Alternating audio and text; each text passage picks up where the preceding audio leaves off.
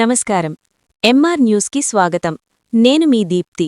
అంగన్వాడీ వర్కర్లకు 26,000 రూపాయలకు వేతనాలు పెంచాలని అంగన్వాడీ వర్కర్స్ హెల్పర్స్ నెల్లూరు జిల్లా గౌరవాధ్యక్షురాలు షేక్ రెహానా బేగం డిమాండ్ చేశారు. మంగళవారం కావలి ఆర్డీఓ కార్యాలయం సమీపంలో రోడ్డుపై అంగన్వాడీ కార్యకర్తలు హెల్పర్స్ రిలే నిరాహార దీక్షలు చేపట్టారు. కేంద్ర రాష్ట్ర ప్రభుత్వాలు అంగన్వాడీలకు బడ్జెట్ పెంచాలని కోరారు. రాష్ట్ర ప్రభుత్వం ఎన్నికలకు ముందిచ్చిన హామీని నిలబెట్టుకోవాలని డిమాండ్ చేశారు. అంగన్వాడీలకు పనిభారం ఎక్కువ, వేతనాలు తక్కువ ఇస్తున్నారని, చాలీసాలని జీతాలతో ఇల్లు గడుపుకునేందుకు కష్టంగా ఉందన్నారు. అంగన్వాడీ డిమాండ్లు నెరవేర్చేంతవరకు ఈ రిలే నిరాహార దీక్షలను కొనసాగిస్తామన్నారు.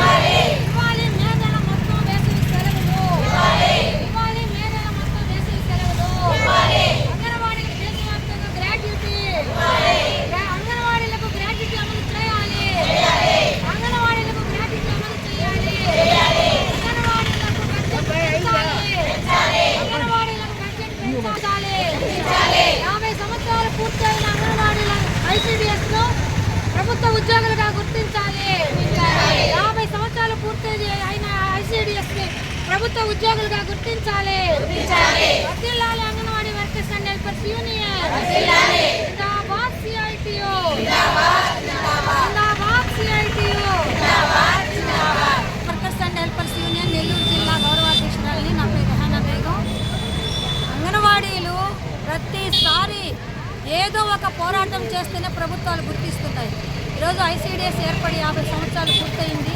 కేంద్ర రాష్ట్ర ప్రభుత్వాలు అంగన్వాడీ సేవలు ఉపయోగించుకుంటున్నారు కాబట్టి, కానీ వాళ్ళని నిర్లక్ష్యం చేస్తూ ఉన్నారు. ఈరోజు గౌరవ వేతనము మాకొద్దు, కనీస వేతనం ఇవ్వాలని ఆందోళన చేస్తూ ఉన్న అంగన్వాడీల గురించి రాష్ట్ర కేంద్ర ప్రభుత్వాలు పట్టించుకోవటం లేదు. మరి మనకు సంబంధించి సుప్రీంకోర్టు 26,000 కనీస వేతనం అంగన్వాడీలకు ఇవ్వాలి అని అంటే ఈ రోజు వరకు కూడాను దాని మీదనే దృష్టి పెట్టడం లేదు.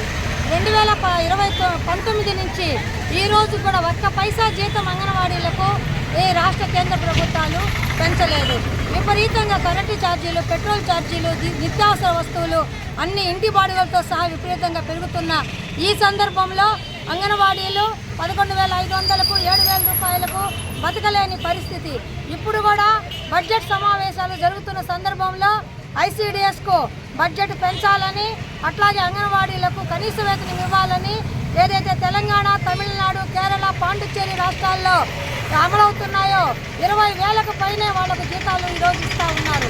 కాబట్టి దేశంలో కనీస వేతనం 26,000గా ప్రకటించినటువంటి కేంద్ర ప్రభుత్వ సుప్రీంకోర్టు ఉత్తర్వుల్ని అమలు చేయాలని ఈ సందర్భంగా అడుగుతూ ఉన్నాము.